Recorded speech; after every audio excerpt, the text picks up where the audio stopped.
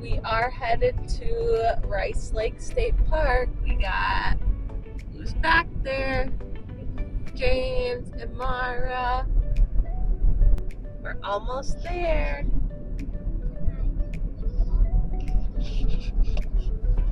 Rice Lake State Park is located in the southeast corner of Minnesota. It is close to Rochester, or not too far from Rochester, and south of the Minneapolis Twin Cities area. Rice Lake State Park is about 1,000 acres, and it is known for the tall hardwoods, photographing wildflowers, picnicking, bird watching.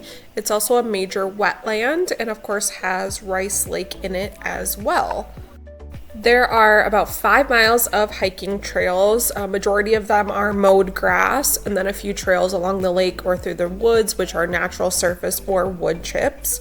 There's a few miles of cross-country skiing and snowmobile trails in the area as well, but this is a pretty small park with, again, only 5 miles of hiking trails, so you're not going to get a ton of hiking in, but there's a few options and some decent scenery as well.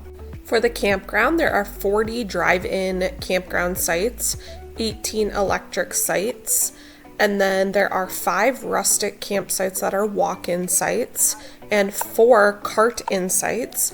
And then a little bit unique about this one is there are 5 canoe-in sites. We did not check those out, but cool option. And then there is 1 group camp site as well.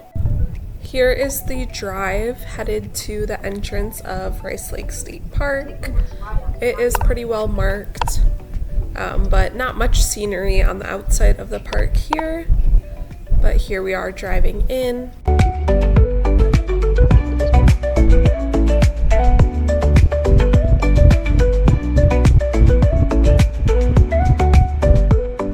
And when you arrive, the park office will be directly on your right.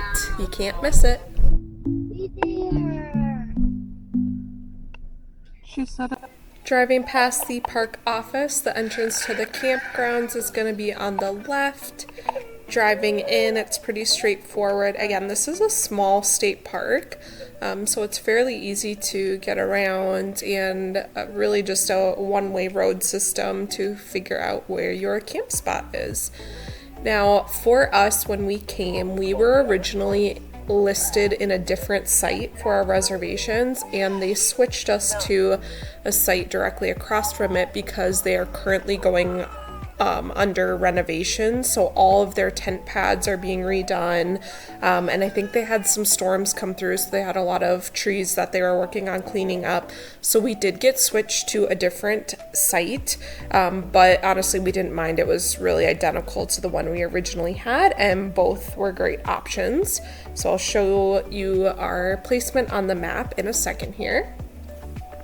Our original spot was a 13 down in the bottom left corner, and then we get switched to a 12.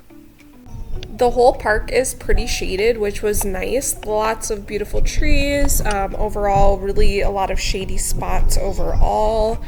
So we didn't run into any issues with it being too hot at our site, and all of the trails and things that you walk on for the most part are pretty shaded.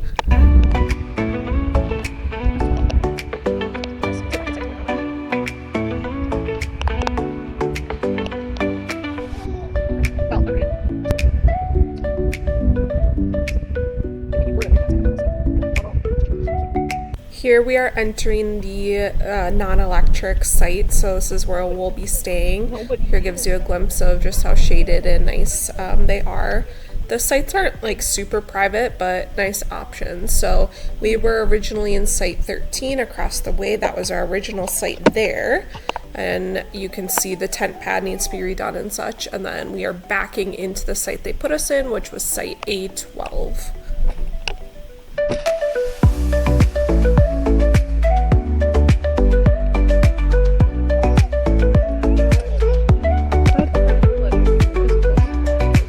Here are the new tent pads that they are putting at every single non-electric site. Really nice tent pads. Only downside is your stakes don't really stay in them, and it actually was a little too small for our tent. We have a very large tent though. Here's a glimpse at our setup, how we are able to tent camp as a family of 4 with all of our stuff. Here's the campsite. Fire ring, your standard picnic table, beautiful tent pad, nice wood chips underneath. And again, you can see directly into the site below us, but here we all are all set up. Here's our tent. Almost fits on the whole tent pad.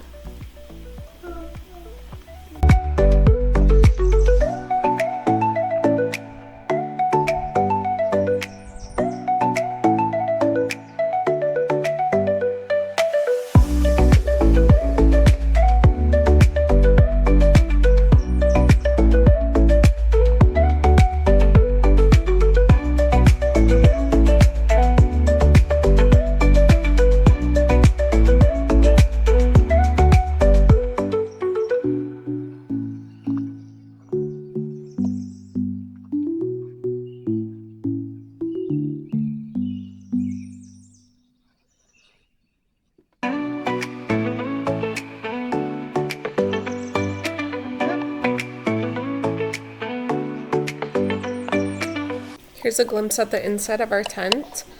So we have a 12-person tent from Ozark Trail. Our toddler sleeps on the cot, baby in the slumber pod, and then here's our queen-size air mattress cot here.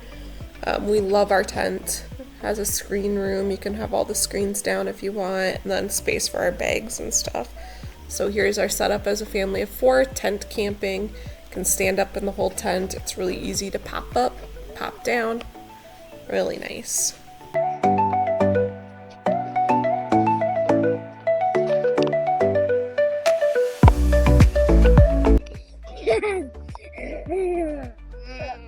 Supper time. Got hot dogs. And poop. And sarsaparilla. Hey, girl. And we got the fire going. Hot dogs for supper. Hey.